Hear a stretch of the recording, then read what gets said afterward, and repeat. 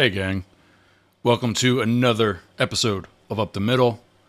I'm Yergz. Today we're going to talk about extremism, something you've always known I've been against and have been fighting as we say, take back the flag.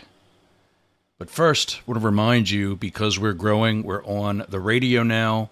We have the podcast still. We have another podcast that I do with Jane Stahl called Both Sides Now.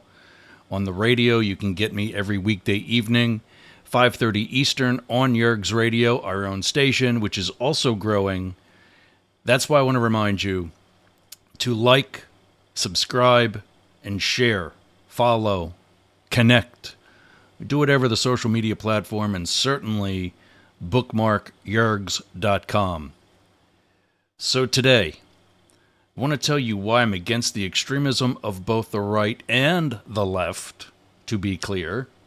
For those that called me in the past week a Democrat, something I've never been, ever. And I also want to redefine, in addition to taking back the flag, I also want to redefine woke. Howard Stern was just critiqued on his radio show. Who knows way the hell more than I do about any of this, about being woke. He was accused of being woke and critiqued that his show was lowering in quality, lessening in quality, because of becoming woke. If I don't like it as much as what I used to, it's probably more because I don't get to hear Fart Man anymore. And it's just become a celebrity talk show. I remember when celebrities refused to go on his show, and he did what he did anyway. And there were those few brave souls, William Shatner, Arnold Schwarzenegger, Sam Kinison. And one guy kept picking on until they just both kind of finally realized they like each other, George Takei. But Howard Stern was just quoted as saying that he defines woke, as we probably all should, as being the opposite of sleep. But more important, when sleep is used to describe how you're living your life, it means you're living it with your eyes closed. He, and other people who are woke, on the other hand, have their eyes open to life, and more importantly, societal issues. Woke can also mean that you're not bored and that you're paying attention to those issues. But also that you're willing to help improve. Now, that's not saying that you abide by the PC cancel culture. And there's my anti-left, which happens to be a mentality that was adopted by the right. Isn't that right, Ron DeSantis? Dan Bongino. People who don't drink Bud Lite anymore. This past weekend, I was at my neighbor's, and one of the usual crew members of the house was there complaining about not being able to buy Bud Light. One of the other so-called independents in the group, who's much more conservative, stepped up and said, "You can't find that shit here anymore." Because of, I think it was Dylan Mulvaney, the transgender spokesperson for Bud Light, in that very short-lived campaign, because a bunch of hick beer drinkers got pissed at the color of a beer can. We're the Snowflakes. So, Ron DeSantis, if you don't remember, led the charge to boycott Bud Light, to sue Bud Light, because I guess his lawsuit with Mickey Mouse didn't go out so well.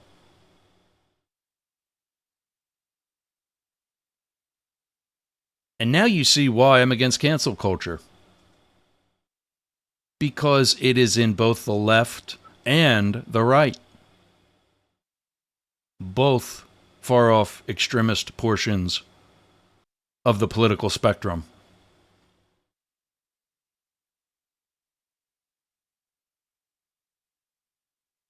Before we continue,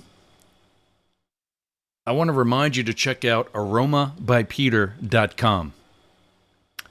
Right now, I'm burning. It's actually been burning for a while, so it's a little hot. I'm not going to show it to you. But right now, I'm burning leather. Well, it's the scent of the candle. So if you think that, scented candles are too gay for you, or what you're really thinking that they're too faggy, my studio smells like a man cave right now. Smells great. In fact, in that very same moment that I was next door with neighbors, I came back because I was filming some of the other videos. And my house smelled great from one candle in one room. So go to aromabypeter.com/Yergz to get your candles right away. We know podcast crowds are a dedicated bunch, and ours should be no different because our sponsors are amazing. aromabypeter.com/Yergz. He's got his fall line out right now and his holiday line. Get out, get online, check that out. aromabypeter.com/Yergz. limitbreakdigital.com/Yergz is another. That's where my awesome website comes from.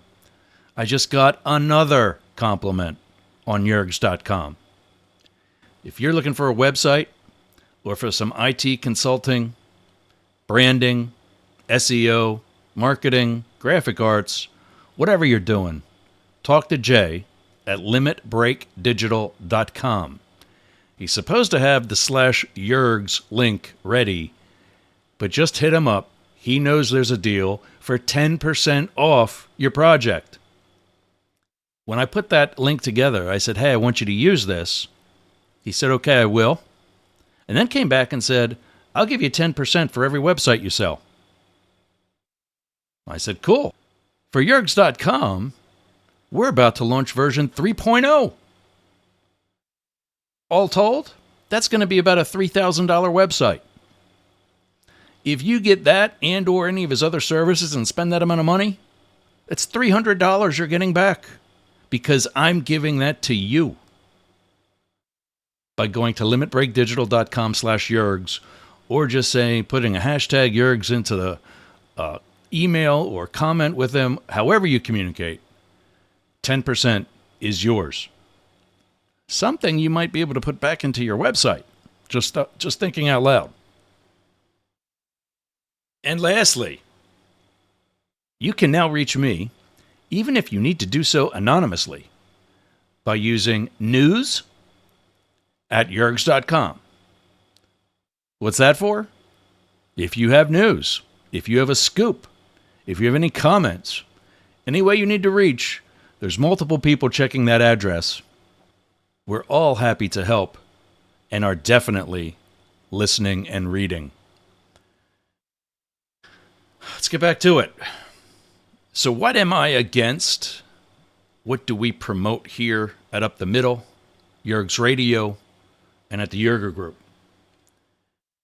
Well, I'm against using adverbs and adjectives in the names of political action committees.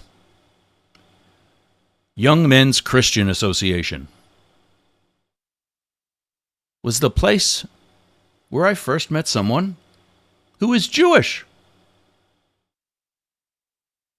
That's a good thing. But some others.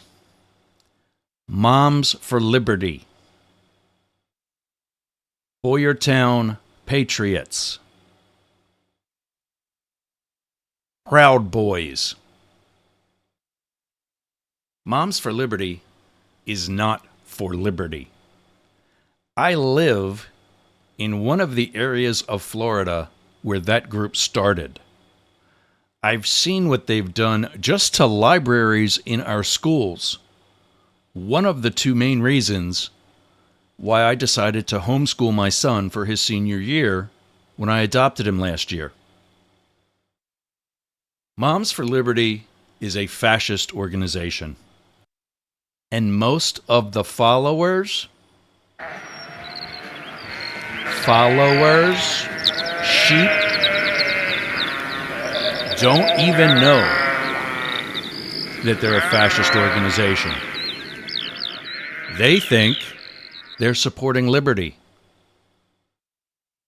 until it goes too far. The founders of Moms for Liberty are trying to get like-minded people on school boards, such as Boyertown. Keep in mind, they couldn't keep their own seats on a school board. That should tell you something. Almost like when we voted for someone who is supposedly going to help us with an already booming economy and then screwed it up. Who claimed to be an expert businessman, yet went bankrupt 6 or 7 times. Who claimed to be the author of the book Art of the Deal, yet couldn't redo Obamacare like he promised, with control of both houses of Congress. Challenging to think that one over, isn't it? No, it's pretty obvious. But I say that they're fascists. Why? Well, the Nazis started with a book banning party about transgender. That was the first book burning of the Nazi Party. Was at a health clinic for transgender humans. But most that are fascist in this group don't know it. They go to the parties like the one recently in Philadelphia, Pennsylvania, and they learn how to teach, how to be the ones actually indoctrinating, and how to cause ruckus, disorganization, and gain power. That is the only end result they care about. I've seen it, and I've seen what happens to the community. More and more of my neighbors have homeschooled their children. More and more of my neighbors, myself included, are dealing with falling real estate values and increasing insurance rates. Just this week, I was notified that my monthly mortgage, effective in November, will increase by $1,300 a month. Just because of power-hungry people who did not fulfill campaign promises, like Ron DeSantis and his insurance fiasco. But also the falling values of the real estate because of organizations and political practices like Moms for Liberty. Proud Boys, Sons of Liberty. If you think about the Sam Adams group from the American Revolution, the original domestic terrorist group, call them what they are. Oh, we call them freedom fighters and patriots because they helped form a country. Yes, they did. Through terrorism. Don't argue. That's my degree. That's my lifelong level of research. It's what I do. And it's what they are. And finally, the Boyertown Patriots. Another somewhat more clandestine political action committee that supports the same types of candidates endorsed by Moms for Liberty. You do not get to use words like proud, liberty, or patriot without someone from outside your group or demographic assigning that name to you. Those words are earned, not labeled. You've been up the middle. Hey gang, just a quick reminder. With the new edition of Yergz.com, there are now show notes available underneath the Up the Middle tab. Go to Yergz.com, click on the Up the Middle tab, and in the drop-down box, the bottom item is show notes. Click on the show notes to get the notes that I use to create each episode. That's for Up the Middle, Yergz Radio, and everything we do here at the Yergz Group. Thanks for watching.